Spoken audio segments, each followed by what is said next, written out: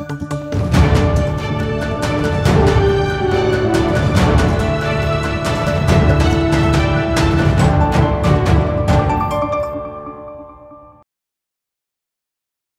Pemuda Indonesia, jumpa kembali di EJTV bersama saya Moh Gunawan Abdillah.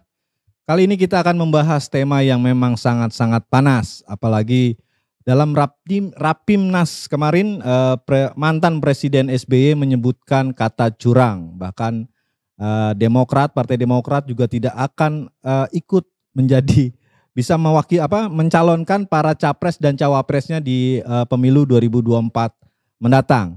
Hadir di studio EJTV akademisi kandidat Doktor Universitas Pertahanan Bapak Cecep Hidayat. Selamat malam. Selamat malam, Mas. Oke. Lain adalah tokoh dari eksponen pemuda Indonesia, Bung Suawi atau biasa dipanggil Cawi. Selamat malam, Cawi. Malam, Mas Gun. Malam, Mas Hidayat. Selamat malam pemirsa. Assalamualaikum warahmatullahi wabarakatuh. Oke, terima kasih Bung semua. Jadi malam ini memang malam yang begitu kalau dibilang suhu politik sudah mulai agak-agak panas ini. Jadi sirkus atau bahasa-bahasa para politisi ini sudah mulai menjurus.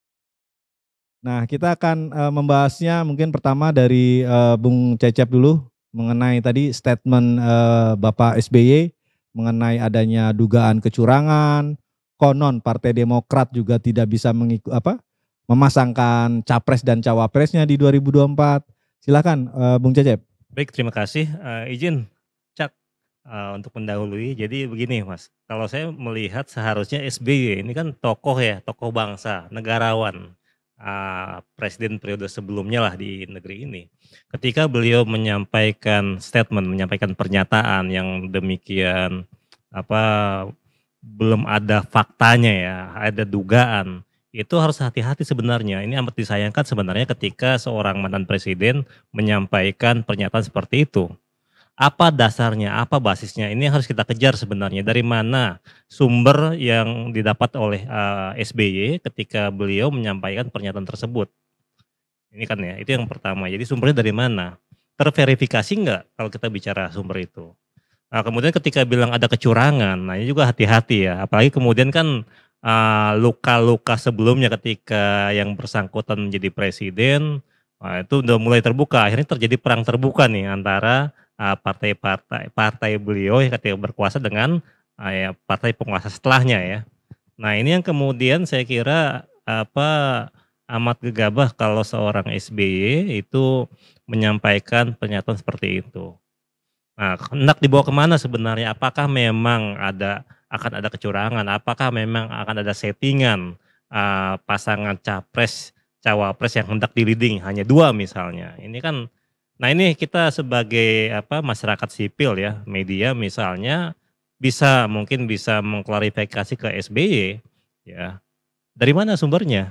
Apa fakta-fakta yang beliau dapatkan? Apakah itu terverifikasi atau enggak? Mungkin pengantar dari saya itu dulu deh. Oke, terima kasih Bung Cecep. Langsung ke Cawi nih, Cawi melihat fenomena langsung nih. Jadi kalau saya lihat bahasanya sudah bentrokan langsung antara PDIP dan Demokrat. Jadi saling menggali luka lama. SBY menyebut bahwa 2024 akan terjadi ketidakadilan, dugaan kecurangan. Konon Demokrat juga tidak bisa memasangkan capres-cawapresnya.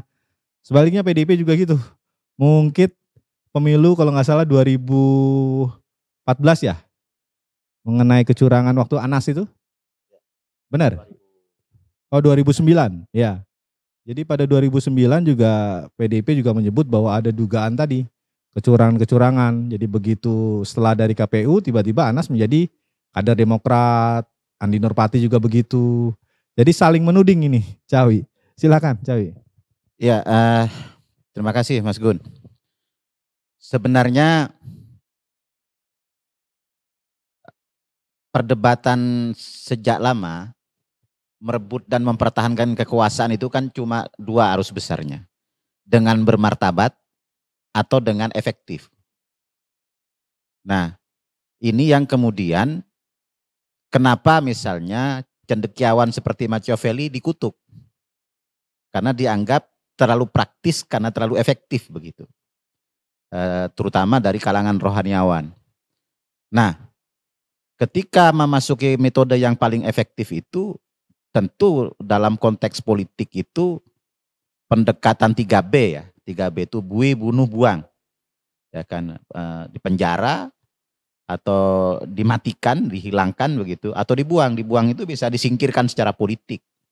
Nah, bertolak dari 3 pendekatan ini, sebenarnya sejak pemilu langsung dilakukan secara langsung ini terjadi di Indonesia, terutama di pilkada, kita kan sudah punya prototipe sebenarnya, punya contoh bahwa bagaimana partai-partai ini diborong oleh salah satu calon sehingga yang lain tidak bisa mencalonkan diri. Atau kalaupun muncul calon, maka dia calon yang sudah kita bisa dipastikan bahwa dia calon yang bakal kalah. Nah, ini barangkali pernyataan SBY ini barangkali bisa dikaitkan dengan fenomena peta koalisi dan potensi koalisi. Seperti itu feeling saya. Yang kedua, sesungguhnya kritikan itu saya coba memaknainya, ini ada substansi yang menjadi sangat penting terhadap proses demokratisasi kita secara substantif. Kayak gitu. Ketika pemilu itu selalu disinyalir terjadi kecurangan dari pemilu ke pemilu, ya kan. Semua calon yang kalah itu curang, semua ini selalu mengindikasikan terjadi kecurangan. Ini menjadi persoalan serius dalam konteks demokrasi sebenarnya. Ini problemnya, Indonesia ini sejak reformasi tidak pernah membuat sistem pemilu yang definitif, yang pasti. Selalu berubah, ya kan? Entah jumlah partai yang berubah, entah tata cara penghitungan yang berubah, entah dapilnya yang berubah, terlalu banyak yang berubah. Kayak gitu. Nah, ini yang kemudian memang sangat rentan untuk dicurangi. Ya kan? Walaupun seringkali praktek kecurangan itu masih terjadi di antara satu kontestan atau satu partai misalnya. Nah, yang berikut potensi-potensi kecurangan ini juga misalnya terindikasi ketika melibatkan penyelenggara. Padahal penyelenggara pemilu itu dibentuk untuk menjamin netralitas dan independensi. Tapi kan kemudian sebagai wasit kadang-kadang ikut menjadi pemain. Kayak gitu. Artinya keterlibatannya bisa saja sangat masif, bisa saja sangat terang benderang, bisa saja sangat terselubung. Ini yang terjadi. Sehingga ini kemudian sangat mengganggu iklim demokrasi kita. Jadi misalnya saling tuduh antara PDI dengan Demokrat, ya pertanyaannya jangan-jangan kan begitu. Ya kan? Kan kalau si A menjelekkan si B, si B menjelekkan si A, ini kan kesimpulan kita satu aja, dua-duanya jelek kan begitu. Iya kan? Nah, kalau siapa menuding siapa curang, siapa atau dituding sebaliknya juga curang misalnya, berarti jangan-jangan dua-duanya curang. Kan orang bisa menyimpulkan begitu, menginterpretasikan begitu. Nah, yang berikut sebenarnya ini bahayanya gejala dinasti politik. Ya gitu, dinasti politik. Ketika misalnya Pak SBY dengan gagah berani mengatakan saya akan turun gunung untuk ini, untuk itu. Sebenarnya kita akan sangat berbangga hati ketika melihat misalnya Pak SBY ini saya menyatakan akan turun gunung untuk menyelamatkan demokrasi, untuk begini, untuk begitu. Bukan semata-mata misalnya untuk partai saya, untuk keluarga saya dan seterusnya. Ini kemudian mendegradasi nilai itu, nilai sosok SBY sebagai negarawan. Oke. Menurut saya. Kita kunci di situ dulu. Oke, kembali ke Bung Cecep. Kita sudah mendengar apa yang disampaikan Cawi, bagaimana seorang negarawan SBY. Tapi banyak hal-hal menyebutkan bahwa ada yang bilang tadi kan politik dinasti, sebenarnya SBY itu ingin mendongkrak AHY anaknya. Tapi juga ada masalah lain, Jadi ada masalah oligarki. Jadi dari kubu mungkin SBY, PKS menyebut bahwa kalau dengan 2 kontestan itu cukup memudahkan oligarki mengatur dibanding dengan 4 capres. Silakan tanggapannya, Bung Cecep. Baik, terima kasih. Saya merespon yang Cak Awi katakan tadi ya Mas Gun ya. Jadi pertama begini, kita memilih jalan demokrasi itu sejak tahun 98-99. Sekarang kita menjelang 2024. Jadi ada skolar politik, ilmuwan politik itu menyampaikan bahwa suatu negara yang memilih jalan demokrasi itu bisa seharusnya sudah berada pada track demokrasi. Ini kan kita transisi dari otoritarian ke arah demokrasi. Itu idealnya setelah 9 kali pemilu, itu bisa menjadi demokrasi yang lebih mapan. Jadi demokrasi yang terkonsolidasi dengan baik. Ya. Jadi demokrasi yang matang. Nah ini sebenarnya, kalau kita hitung dari 99 sampai nanti 2024, itu sudah 9 kali pemilu. Harusnya setelah 2024, ya Indonesia kalau menurut ilmu demokrasi dari barat itu harus masuk ke dalam demokrasi negara yang sudah terkonsolidasi dengan baik. Demokrasi yang bukan hanya prosedural tapi demokrasi yang substansial. Ini satu catatan. Jadi itu harus tantangan di sana. Tapi kemudian ternyata apa? Sepanjang 7-8 kali pemilu yang terjadi apa? Sistem politik kita justru belum mengarah ke arah demokrasi yang terkonsolidasi dengan baik. Sistem politik kita yang tadi disampaikan itu sistem politik yang yang aktor-aktornya ini membangun sistem politik bukan secara ajak tapi dia membangun sistem politik berdasarkan kepentingan pragmatis ekonomi politik jangka pendek kelompok-kelompoknya, partai-partainya. Nah ini otokritik sebenarnya buat kita semua, buat partai Indonesia sebenarnya. Ketika tadi dibilang ya memang itu yang terjadi tiap 5 tahun sekali undang-undang berubah, undang-undang tentang pemilu atau partai berubah asal ada revisi ya. Nah kalau kayak gini nggak ajak sistem politik yang dibangun. Nah ini otokritik lah kira-kira, itu yang kedua. Yang ketiga ya tadi ketika bicara masalah kalau kita mengarah ke arah yang lebih demokratis ya, model partai politik sebenarnya. Kalau dibahas juga tadi masalah dinasti politik. Jadi partai politik yang ada kan kalau kita dari teori ya, itu ada yang tradisional, ada yang modern. Kalau dari indikator-indikatornya ya, dengan wajah partai politik ada di Indonesia sebenarnya kan dengan berbagai praktik yang dilakukan, ini masih enggak sebagian kecil partai yang sudah mengarah ke partai yang modern sebenarnya. Selebihnya masih modern ke arah yang tradisional gitu, dengan tadi ketokohan, dengan primordial, dengan dinasti politik dan seterusnya. Tapi kan itu dimapankan dinasti politik ini, ya bukan cuma sekedar di tingkat nasional, tapi tingkat daerah juga. Ketika si suaminya sudah selesai, mungkin ke istrinya, mungkin ke anaknya dan seterusnya. Ini kan yang terjadi ya, termasuk di tingkat nasional, dan itu akhirnya yang jadi wajah politik Indonesia setelah 8 kali pemilu di era yang katanya demokratis gitu. Jadi ini ya. Nah kemudian poin yang lain yang tadi disampaikan ya, masalah oligarki. Jadi yang terjadi sekarang kan ketika partai politik siapa yang mengisi. Jadi kalau kita bicara demokrasi ya, kan idealnya ini kan ya semua warga negara bisa berpartisipasi secara aktif dalam partai politik. Tapi ketika mereka yang punya sumber kekuasaan yang dekat dengan sumber kekuasaan itu yang kemudian bisa mendrive partai politik, mengendalikan partai politik. Ini yang kemudian dalam wajah yang lain, dalam bahasa yang lain disebut sebagai oligarki tadi. Hanya sedikit orang yang menguasai politik Indonesia sebenarnya. Oligarki politik terjadi.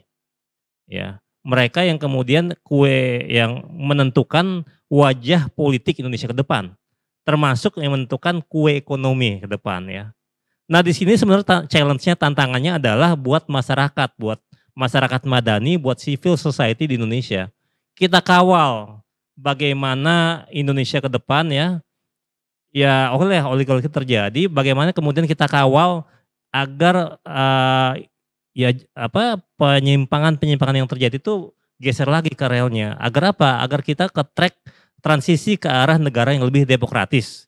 Sehingga ketika nanti 2045 katakan 100 tahun Indonesia merdeka, Indonesia emas, Indonesia benar-benar menjadi negara demokrasi yang terkonsolidasi dengan baik, yang demokrasi matang. Bagaimana? Bagaimana yang indikatornya adalah budaya demokrasi menjadi ciri khas kehidupan sehari-hari dari masyarakatnya gitu, dari pelaku politiknya, dari pelaku ekonominya. Demikian sementara ya tanggapan. Oke, mungkin masih ada pertanyaan lagi buat Bang Cecep. Jadi kalau ngelihat tadi dua kubu ini bertarung, satu melemparkan isu yang memang tadi tidak memiliki data sumber yang seperti Bang Cecep bilang, SBY, kecurangan-kecurangan. Tapi masyarakat tuh dia ada yang bilang pakai perasaan lah, ada yang bilang cukup melihat lah. Jadi macam-macam lah gambaran masyarakat kita kan. Jadi saling menyebutkan bahwa dua-duanya nih bisa dibilang curang. Gitu. Silakan tanggapannya. Oke, jadi tanggapan saya begini. Pertama kita bedakan di aras masyarakat dan di aras elitnya sendiri. Di aras masyarakat bagaimana perilaku pemilih masyarakat. Nah, ada dua kategori ya, pemilih yang kalau yang ekstrim ya, yang rasional dan irasional atau primordial. Banyak sih kategorinya. Tapi kira-kira perilaku pemilih yang rational voters atau sebaliknya. Nah, kalau dia rational voters ya, pemilih yang rasional, jadi masyarakatnya itu teredukasi dengan baik. Tentu kan nggak semata-mata menerima apa yang disampaikan oleh negarawan mereka, oleh politisi mereka. Tapi dikritisi, dipertanyakan. Yang tadi saya bilang data dari mana dan seterusnya. Tapi kalau mereka yang masyarakat yang primordial misalnya, yang masih irrational voters, yang mungkin paparan pendidikannya kurang baik, itu akan menerima dengan langsami nawatona gitu, apa kata yang memimpinnya diikuti, oh benar nih. Nah ini kan kategori ini yang kemudian harapannya nggak terjadi. Justru di sini partai harus berperan, partai politik dan juga masyarakat sipil berperan mengedukasi masyarakat. Agar apa? Mereka paham politik. Jangan justru kelemahan masyarakat, buta politik, ya merem politik itu digunakan untuk sumber-sumber raihan capaian suara di tiap pemilu. Ini yang kadang-kala dipergunakan oleh elit politik kita. Ini kalau kita lihat dari masyarakat. Nah di tingkat elit sendiri kan kemarin terjadi buka-bukaan ya. Elit politik baik dari dua kubu ya, dari Demokrat dan PDI Perjuangan. Ini kan saling membuka data gitu. Nah tinggal kita sebagai masyarakat yang cerdik ya, pemilih yang rasional harus bisa melihat bagaimana tren politik yang terjadi katakan di pemilu 2004, 2009, 2014. Apakah itu perolehan suara masing-masing partai terjadi hanya karena swing voters, perilaku pemilih yang benar swing atau memang ada kecurangan misalnya. Oke. Kemudian juga bicara masalah komparasi nih antara dua periode SBY dengan dua periode Jokowi ya. Satu periode hampir habiskan Jokowi ya. Nah ini dilihat bagaimana capaian-capaian dari keduanya benar enggak? Kalau kemarin ada yang bilang masalah infrastruktur, masalah keuangan negara, masalah fiskal, apapun. Jadi bikin indikator aja. Bikin indikator turunannya apa lagi itu yang pernah dilakukan sepanjang 2004, 2014, dan 2014 sampai ya katakan sekarang 2022 lah, 2 tahun lagi, 8 tahun. Berarti sudah ada capaian yang diraih. Jadi itu untuk pesan ke masyarakat ya. Iya. Masyarakat diminta untuk bikin indikator bercermin pada tadi. Iya, 2009, 2014, 2000 sekian. Ya, apalagi di era sekarang multimedia kan bagaimana informasi dapat dengan mudah dari kotak kecil yang namanya handphone ini kan kita semuanya bisa ya tapi jangan juga jadi masyarakat yang ketika melihat data langsung oh ini benar nih, belum tentu juga. Kita harus jadi cerdas tadi ya. Smart people lah kira-kira. Cek terus ya. Iya. Oke, terima kasih Bang Cecep. Langsung ke Cawi tadi, dinasti politik ya tadi. Jadi dinasti politik memang dua-duanya kan ada ya. Dari Pak SBY ada AHY, dari Megawati pun ada Puan Maharani. Silahkan. Ya, justru menurut saya kelemahan demokrasi kita itu ketika menggejala menjadi dinasti politik. Artinya peralihan kekuasaan itu masih diputar di situ-situ saja. Kenapa itu terjadi? Seperti Mas Hidayat tadi sampaikan, memang itu efek dari masyarakat yang belum teredukasi secara politik. Kayak gitu.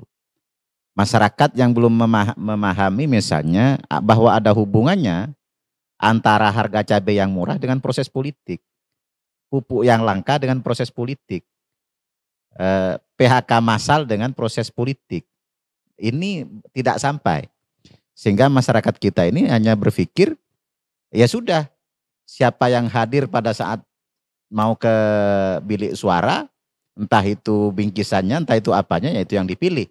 Nah ini resiko. Resikonya kemudian dinasti politik itu terjadi. Kenapa? Karena politik menjadi sangat instan. Yang kedua, politik juga kemudian menjadi sangat high cost. Kayak gitu. Nah, cost politik itu ini kan hanya dikuasai oleh orang-orang tertentu, biaya-biaya politik itu. Ya kan pengusaha-pengusaha tertentu. Kayak gitu. Sehingga biaya politik kita ini menjadi sangat mahal. Ketika sangat mahal, maka oligarki itulah yang kemudian menjelma. Nah, problemnya oligarki ini ya tentu akan selalu mempertahankan kepentingan kelompok-kelompok mereka. Itu yang terjadi. Jadi kalau misalnya masing-masing taruhlah misalnya Partai Demokrat langsung mengorbitkan AHY kayak gitu. Bukan berarti bahwa di Demokrat itu tidak ada orang yang lebih hebat dari AHY. Barangkali banyak. Atau misalnya di PDI mengorbitkan Puan Maharani misalnya. Bukan berarti di PDI Perjuangan itu tidak ada yang lebih hebat dari Puan. Kayak gitu. Nah ini kepentingan oligarki politik dan ekonomi itulah yang menjaga itu. Sehingga ini kemudian menjadi dinasti-dinasti politik. Dan ini berbahaya. Kayak gitu. Untuk demokrasi yang lebih sehat, yang lebih terkonsolidasi, ini berbahaya. Kenapa saya katakan berbahaya? Ya kita menjadi negara republik itu kan konteksnya menghindari ini. Menghindari praktek politik dinasti itu. Kayak gitu. Kalau misalnya mau kita praktekkan politik dinasti, ya mending dulu Soekarno-Hatta itu bikin aja sistem kerajaan. Atau monarki konstitusional. Iya kan? Kan lebih sederhana. Kayak gitu. Ketika kita bersepakat bahwa kita ini sebagai republik, dan kita ini sebagai negara yang demokrasi, maka proses itu harus dijaga, dikawal bersama-sama, baik elit, partai politik, sampai dengan rakyat biasa. Menurut saya itu, Mas Gun. Oke, jadi kalau ngelihat memang dinasti politik ini erat mulai dari daerah, jangankan daerah, mulai dari tingkat kelurahan, kades pun juga seperti itu. Ya istri, anak turun terus. Jadi emang kontrol atau tadi rekam jejak atau masyarakat, apalagi udah smart people, Filipina juga mungkin bisa menjadi contoh bagaimana seorang yang bapaknya dibilang koruptor kan, Ferdinand Marcos, tiba-tiba dia bisa membalikan hanya dengan tadi proses-proses promosi-promosi media atau yang lebih dikenal tuh zamannya Obama tuh apa ya, Cambridge Analytica ya kalau nggak salah itu.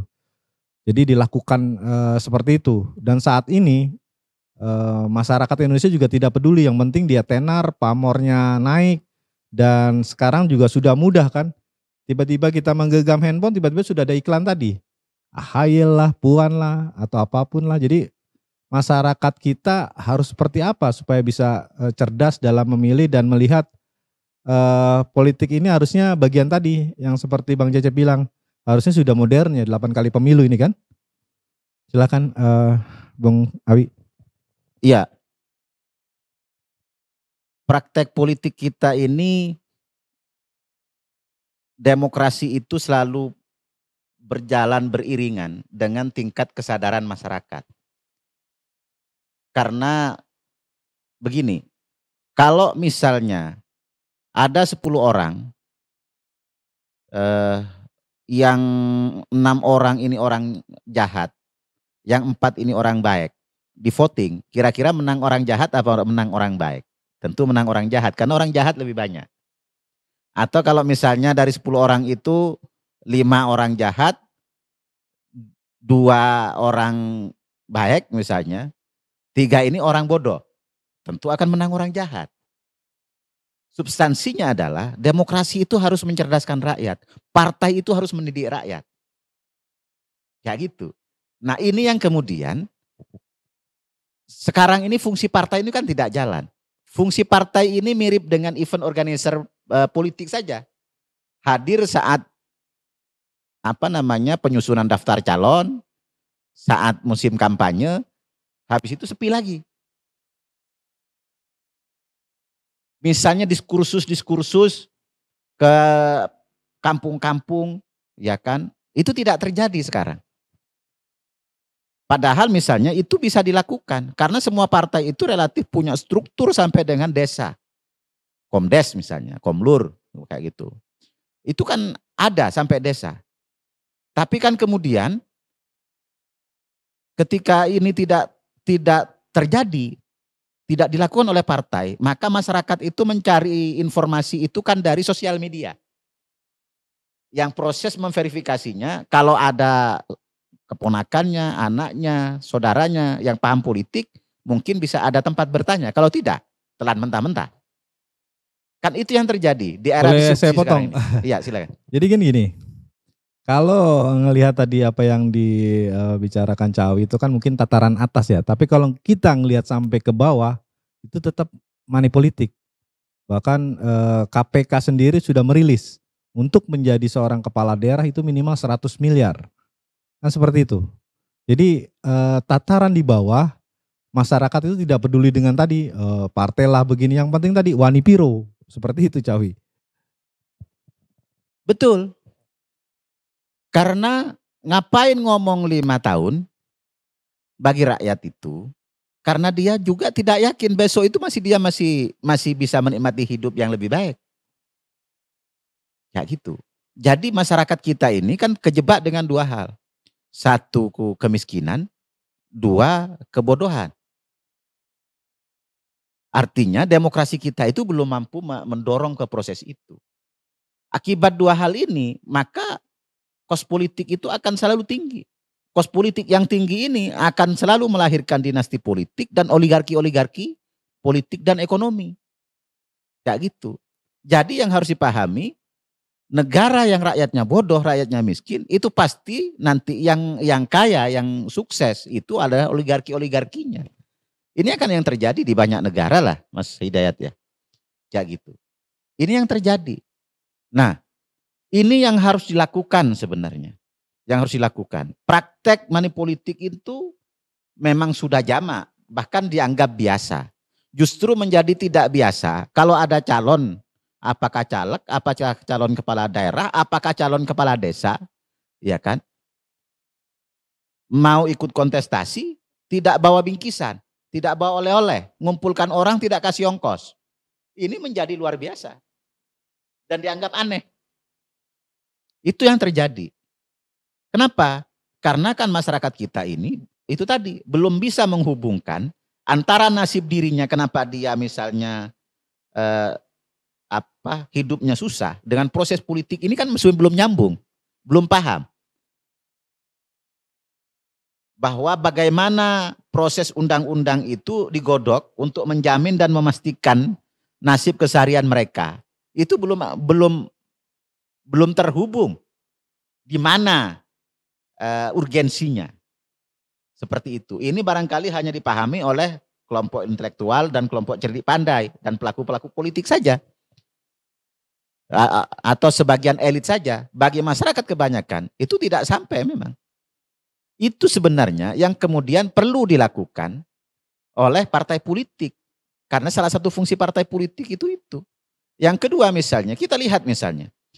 Dulu kita berharap begitu ada dana desa, ya kan, ada dana masuk ke desa, harapannya kan rakyat ini makin maju, berkembang, makin baik, makin pesat.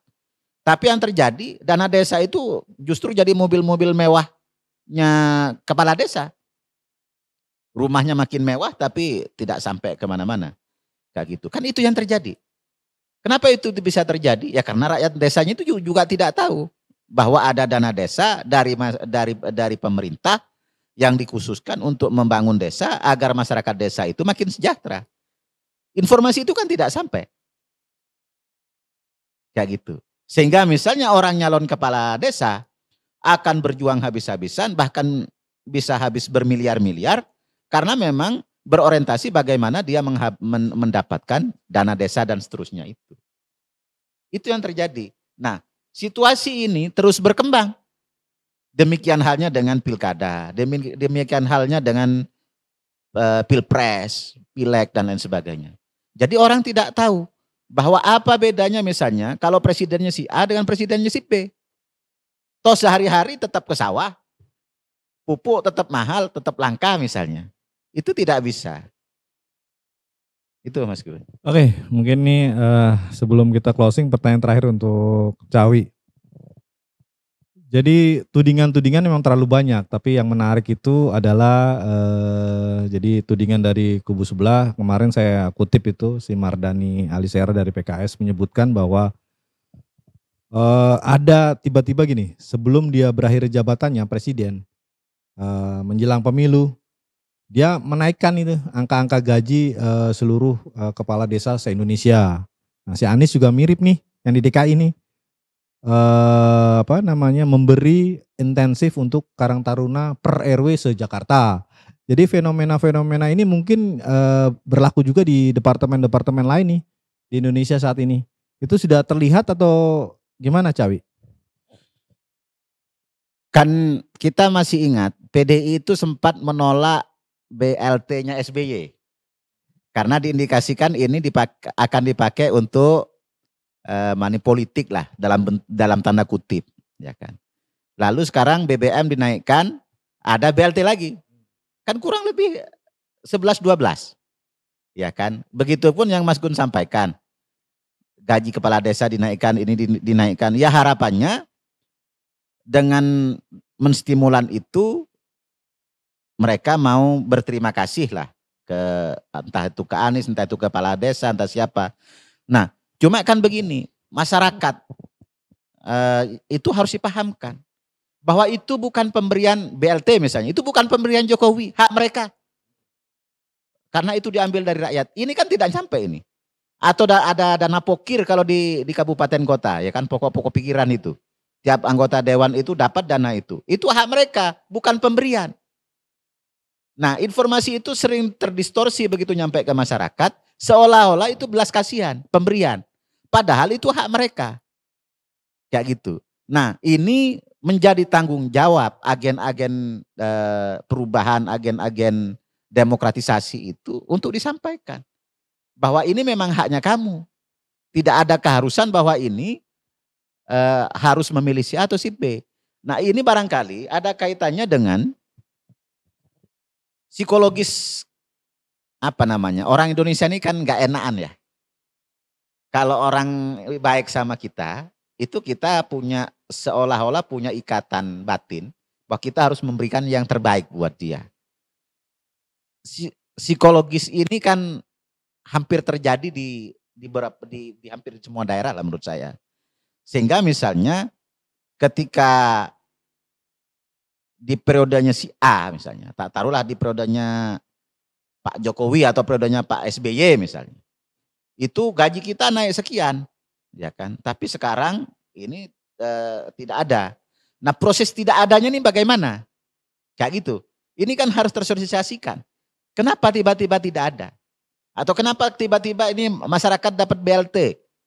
Ini kan harus terjelaskan bahwa akibat naiknya BBM, ini seperti ini, pemerintah bersama DPR memutuskan untuk membuat bantuan sosial misalnya bagi kelompok rentan. Kayak gitu. Nah, situasi ini mestinya itu menjadi tanggung jawab partai untuk menjelaskan. Karena fungsi pendidikan, fungsi artikulasi, fungsi sosialisasi, itu fungsi partai. Itu. Nah, problemnya partai politik sebagai pilar demokrasi itu tidak berfungsi dengan baik. Bahkan terjebak dengan politik dinasti, terjebak dengan oligarki ekonomi dan politik. Bagaimana demokrasinya mau sehat? Kayak gitu. Kemudian yang terjadi, ya kan, memproduksi berbagai produk peraturan perundang-undangan yang juga kemudian membawa agenda-agenda oligarki-oligarki itu. Bagaimana kemudian rakyatnya mau menjadi pintar dan cerdas? Itu situasi itu berulang dan terus berulang selama sekian pemilu. Nah, untuk memastikan itu dan rakyat itu tidak boleh cerdas, maka sistem pemilu selalu dirubah-rubah, tidak pernah definitif. Ya kan? Kayak sekarang ini kan kita memakai presidential threshold itu ke 2019 ya, 2024 ini. Artinya tidak ada partai politik baru yang boleh ngusung, kecuali sudah jadi kontestan pemilu di 2019. Konsekuensi dari itu, maka siapapun calon presiden itu sudah diputuskan oleh sekian orang itu. Kayak gitu. Kalau mau melihat secara lebih jauh atas pernyataan pertanyaan SBY misalnya, bahwa ditolimi, potensi kecurangan dan lain sebagainya. Walaupun misalnya yang disampaikan oleh PDI ya beralasan juga kayak gitu. Cuma kan ya begitu, kita ini sebagai masyarakat kan kemudian bisa menyimpulkan, oh rupanya dua-duanya pernah curang. Iya kan, kalau masyarakat menyimpulkan begitu kan boleh. Iya kan? Nah, itu yang terjadi. Nah, situasi ini kemudian misalnya kemudian dicoba didorong misalnya sosialisasi pelaksanaan pemilu itu melalui penyelenggara pemilu. Kayak gitu. Itu hanya teknis pelaksanaan pemilu itu saja yang disosialisasikan. Tapi bagaimana apa hakikat dan substansi dari pemilu itu terhadap nasib dan masa depan mereka seperti apa, ini tidak dieksplor dengan baik. Begitu Mas Gun, itu yang terjadi. Oke, terima kasih Cawi. Semoga masyarakat bisa tercerdaskan ya apa yang dipaparkan oleh Cawi nih. Kita langsung closing statement, cuman ada satu pertanyaan lagi sih sebenarnya untuk. Jadi kalau dilihat untuk 2024 ini kan PR Pak Presiden Jokowi yang hanya kurang 2 tahun ini seperti IKN, kereta api cepat. Nah itu kan memang proyek-proyek mercusuar yang memang masih menjadi beban Pak Jokowi. Jadi kemungkinan Pak Presiden Jokowi akan mendukung orang yang akan melanjutkan program dia seperti IKN dan kereta cepat. Nah gimana itu Bung Cecep? Oke, jadi ada dua hal ya. Pertama, mungkin saya tindak lanjuti juga yang masalah money politics itu menarik juga sebelum saya bahas masalah keberlanjutan program Pak Jokowi ya. Yang pertama bicara masalah money politics atau politik uang. Itu terjadi sebelum kita menjadi negara memilih cara demokrasi sejak 98, itu terjadi sebelumnya kan. Sepanjang Orde Baru terjadi politik uang. Nah, bagaimana setelah 98? Itu saya pernah diskusi dengan roundtable ya, roundtable diskusi itu dengan aktivis anti korupsi dan seterusnya. Ternyata dari zaman ambil uangnya jangan pilih orangnya sampai tolak uangnya jangan pilih orangnya. Itu selalu gagal. Terjadi money politics. Kenapa? Ini terjadi di semua level. Ternyata ya saya juga jadi narasumber di berbagai wilayah-wilayah kantong ya di Jakarta katakan. Ternyata orang-orang di Jakarta sendiri ya pusat Indonesia itu bahkan terjadi money politik gitu. Mereka lebih senang, oh ya dikasih uang ya kenapa enggak diambil. Ternyata SSE, status sosial ekonomi masyarakat kita yang masih belum menyenangkan ya. Jadi jadi SSE kita masih rendah gitu ya, status sosial ekonominya kurang baik lah. Ini yang memicu akhirnya masyarakat menerima itu. Itu secara struktural, secara kultural fenomena pork barrels ya. Ini terjadi karena masalah kultur. Ya di beberapa daerah itu ketika mau memilih dan seterusnya dipilih, diberikan hal yang menyenangkan gitu. Jadi ya money politics dalam bentuk benda dan seterusnya itu terjadi. Jadi secara struktur dan secara kultur terjadi di kita. Nah, ada satu solusi alternatif yang bisa dilakukan. Lakukan kontrak politik. Jadi si calon dengan si masyarakat gitu. Ya itu jadi hal apa saja kalau saya terpilih dan itu dikontrakkan. Jadi ini satu cara untuk meminimalisasi money politics atau politik uang. Itu yang pertama. Yang kedua jelas ya, kalau kita bicara pemimpin dan ketika dia tidak berkuasa, ada hal yang harus dilakukan. Pertama legasi apa hasilnya dia sepanjang dia memimpin. Dan itu paling bisa dilihat adalah infrastruktur. apa yang dilihat oleh visual, oleh mata kita. Fisik jadinya, entah itu bangunan, entah itu jalan, jadi segala infrastruktur, termasuk masalah IKN dan juga kereta api cepat. Itu kan jadi legasi kalau nanti Jokowi sudah selesai misalnya itu belum atau itu kita kejar 2 tahun ini itu bisa kemudian nanti dilanjutkan pemerintah setelahnya. Itu kan jelas, oh ini legasi Jokowi, hasil dari kerja Pak Jokowi. Dan ini nanti bisa efek bola salju ya, efek jas ke PDI Perjuangan misalnya sebagai partai yang mengusung Jokowi sebagai presiden. Nah yang lain tentu saja kan ini ya kita ada 2 skenario, bisa selesai sebelum Pak Jokowi selesai atau belum selesai juga misalnya, karena itu kan ini dikejar. Kalau dia selesai dia jadi legacy, tapi kalau nggak selesai ini bisa dan kemudian presiden penggantinya bukan dari yang sejalan dari partai yang sama katakan dengan Jokowi, ini bisa jadi masalah, bisa terhambat dan seterusnya. Nah tentu saja sekarang yang dilakukan adalah bagaimana terjadi kesinambungan. Yang dibutuhkan sebenarnya tadi kalau kita membangun sistem politik itu dalam membuat sistem ini jadi ajak. Jadi dari partai manapun nanti pengganti Jokowi harusnya sepanjang program ini baik buat bangsa negara, buat masyarakat, ya silahkan dilanjutkan gitu. Bukan cuma masalah kereta api cepat ataupun masalah IKN. Hal-hal yang lain juga, infrastruktur yang lain misalnya, ya misalnya di pulau-pulau luar dan seterusnya. Kita harus mendukung siapapun presiden nanti yang terpilih di 2024 sepanjang presiden tersebut memang terpilih secara demokratis. Ya. Dan kemudian presiden terpilih ini ya sepanjang program-program Jokowi ini ada yang belum selesai, silahkan dilanjutkan dan jangan pula nanti dibilang karena hanya guntung pita gitu, enggak. Kita lihat kesinambungan pembangunan. Jadi perspektifnya harus yang lebih luas, jangka panjang. Kita membangun sistem politik yang demokratis, bukan sekedar mendahulukan kepentingan pragmatis tadi ya, tapi jangka pendek ekonomi politik dari partai politik yang ada. Oke, closing statement tadi untuk yang SBY dan PDIP ini. SBY kan meradang, PDIP mendidih.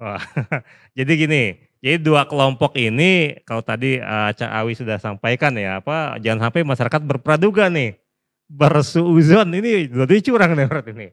Ya kalau saya melihatnya gini ya, PDIP dan PDI Perjuangan dan Demokrat itu harus menjadi aktor yang juga melakukan saya ulangi. Jadi Demokrat dan PDI Perjuangan itu harus menjadi aktor yang membuat masyarakat melek politik. Mereka bisa memberikan pendidikan politik kepada masyarakat. Jadi tadi memang permasalahan tuh, yang tadi dibilang partai politik 5 tahun sekali baru ke masyarakat. Jadi floating parties, partai yang mengambang 5 tahun baru dekat, habis itu keluar lagi ya, menjauh dari masyarakat. Jadi 2 partai ini, apalagi 2 partai yang pernah jadi penguasa ya, pengusung penguasa 2004, 2014 dan 2014 sampai 2024. Ini harus menjadi menjalankan fungsi-fungsi partai sebagai partai yang modern yang membawa Indonesia ya melewati kesulitan pasca pandemi. Ya ini pasca pandemi kemudian kita masuk resesi, ya jangan sampailah terjadi resesi dunia ya. Ya ini harus bisa 2 partai ini ya dengan perbedaan ideologi dan lain-lain yang dimiliki tetap harus dalam kerangka besar membangun bangsa gitu. Jadi harus dengan kepala dingin sampaikan kritik dengan data yang ada gitu, dengan data yang sahih. Sehingga kemudian nanti terpilih presiden memang terpilih secara demokratis. Demikian. Oke, terima kasih Bung Cecep. Silakan Cawi, closing statement untuk SBY dan untuk PDIP. Saya berharap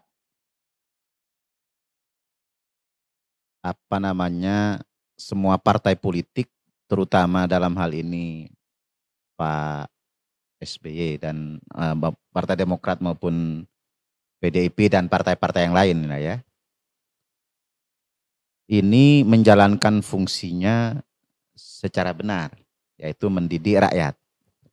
Bukan membenturkan rakyat dan mendikotomikan rakyat pada hal-hal yang sebenarnya menjadi opini yang kontraproduktif. Dan kepada masyarakat, saya mengharapkan pada saat pemilu maupun pemilu kada, jangan lupa kalau ada yang gejala melakukan kecurangan, divideokan. Jangan lupa kalau selesai menghitung suara di TPS, divideokan, sebarkan di sosial media masing-masing. Ini bagian dari partisipasi rakyat untuk menjamin pemilu tidak dicurangi. Itu. Jangan percayakan semata-mata kepada petugas TPS maupun perangkat desa maupun saksi-saksi partai saja. Tapi videokan, sebarkan di sosial media masing-masing. Apalagi kalau terlihat ada indikasi praktek kecurangan pemilu, itu videokan atau foto. Sudah harus segera diakhiri praktek-praktek kursi haram lah ya, kalau kata orang itu, atau kursi tidak sah. Atau kekuasaan tidak sah akibat memanipulir atau mencurangi yang lain. Kayak gitu. Karena memang ya efektif, praktek curang itu kan efektif sebagai proses politik, tapi kan kemudian apakah politik itu semata-mata untuk kekuasaan, melalui kekuasaan, untuk dirinya, melalui dirinya, kayak gitu. Tapi mengabaikan misalnya bahwa kekuasaan itu diraih untuk membela kepentingan yang lebih besar, membela kepentingan rakyat. Hakikat ini kan tetap harus dijaga, kayak gitu. Jadi kalau pemilu itu sendiri dibiarkan dicurangi oleh siapapun ini, oleh siapapun, kayak gitu. Itu yakin dan percaya itu akan sangat jauh pembelaannya dari kepentingan rakyat, kayak gitu. Apalagi praktek curang ini kan banyak macam, banyak bentuknya. Prinsipnya kalau masyarakat melihat ada praktek yang janggal, terindikasi curang, videokan saja. Kayak gitu. Sekarang kan model viral ini, viralkan. Kayak gitu. Jadi itu bentuk tanggung jawab rakyat terhadap proses demokratisasi. Sementara misalnya yang lain-lain ini terbelenggu. Terbelenggu oleh modal, terbelenggu oleh mekanisme, terbelenggu oleh komitmen-komitmen yang lain-lain ya kan. Tapi masyarakat bisa melakukan itu. Nah, kepada para penegak hukum, ketika terjadi praktek begini, jangan dikriminalisasi. Karena ini menjadi bentuk dan tekad kita bersama untuk menjaga demokrasi ini menjadi lebih substantif. Bukan hanya sekedar prosedur 5 tahunan untuk memilih si fulan, si badu jadi kepala daerah, jadi presiden, jadi DPR, DPRD misalnya. Sementara nanti dalam perjalanannya yang dilakukan pun tidak pernah diketahui oleh konstituennya, oleh rakyatnya. Ya gitu. Nah ini barangkali komitmen yang harus dijaga untuk mengawal proses demokratisasi. Nah bagi partai politik barangkali juga harus mulai dipikirkan dengan baik bahwa popularitas, tingkat elektabilitas yang tinggi tidak menjamin kompetensi, kemampuan mengelola negara, kemampuan politik, kemampuan leadershipnya ya kan, itu tidak terjamin. Oleh sebab itu partai politik juga harus mampu merekrut ya kan, karena salah satu fungsinya adalah rekrutmen politik, harus mampu merekrut orang-orang yang memang kompeten. Barangkali dia tidak punya duit atau duitnya ala kadarnya, tapi dia kompeten. Nah itu harus direkrut. Jadi harus dihindarkan praktek-praktek bahwa partai politik hanya mencalonkan orang yang berduit atau orang yang populer semata-mata, tapi mengabaikan kualitas dan kapasitas. Ini berbahaya bagi masa depan demokrasi, bagi masa depan bangsa, negara, dan nasib rakyat. Kayak gitu. Kalau urusannya hanya populer, urusannya hanya punya biaya tinggi atau punya gizi yang baik. Kayak gitu. Bisa saja dia terpilih, tapi sudah terpilih tidak mampu mengurus bangsa ini dengan baik. Itu Mas Gun, terima kasih. Oke, terima kasih Cawi, terima kasih Bung Cecep telah bergabung di EZTV. Semoga bisa mencerahkan dan sampai ke tadi pimpinan-pimpinan negara kita dan masyarakat Indonesia. Oke, demikian bincang-bincang di EZTV bagaimana kedua tokoh memberikan gambaran paparan yang sangat-sangat luar biasa. Bung Cecep meminta masyarakat Indonesia untuk bisa lebih cerdas, bisa memetakan mana yang baik dan benar, ada rekam jejak, begitu juga dengan Cawi. Bagaimana masyarakat Indonesia itu juga tadi banyak tokoh-tokoh yang memang harus ada di tengah-tengah masyarakat, tidak hanya 5 tahun sekali para tokoh itu datang, tapi kalau perlu tiap hari bisa mengayomi, bisa mengetahui bagaimana susahnya rakyat di bawah. Saya Moh Gunawan Abdillah undur diri, salam Indonesia.